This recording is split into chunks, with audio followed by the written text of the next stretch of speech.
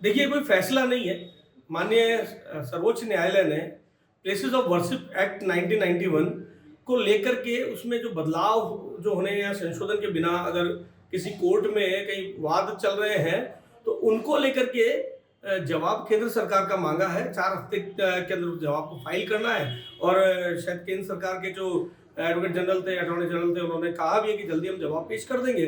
वो जवाब पेश होने के बाद ही इस तफसील से इस पर जाया जा पाएगा कि क्या इसमें जो बिना संशोधन के भी मुकदमे चल सकते हैं क्या।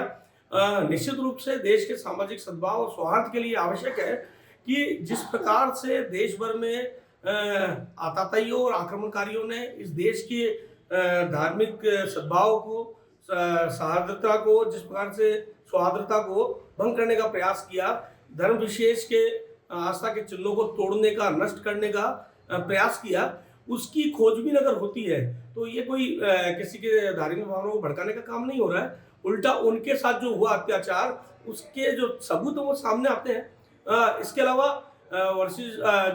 वर्शिप ऑफ प्लेसेस एक्ट 1991 है, उसमें जो पुरातत्व द्वारा संरक्षित स्मारक हैं उन पर ये लागू नहीं होता। हमने कई बार कहा भी है कि पुरातत्व विभाग द्वारा संरक्षित स्मारक है, उनमें और उन मॉन्यूमेंट्स की जरूर जांच होनी चाहिए, चाहे वो लाल किला हो, चाहे कुतुब मीनार हो, चाहे अजमेर का 2.5 दिन का झोपड़ा हो।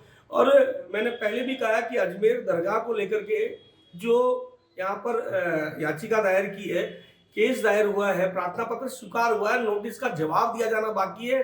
और इस प्रकार का न तो माहौल है, न वातावरण है। अजमेर में सांप्रदायिक सौहार्द बना हुआ है। कतिपय कुछ लोगों के द्वारा जानबूझकर इस विषय पर हल्ला मचा करके माहौल खराब करने का प्रयास किया जा रहा है, जो नहीं होना चाहिए।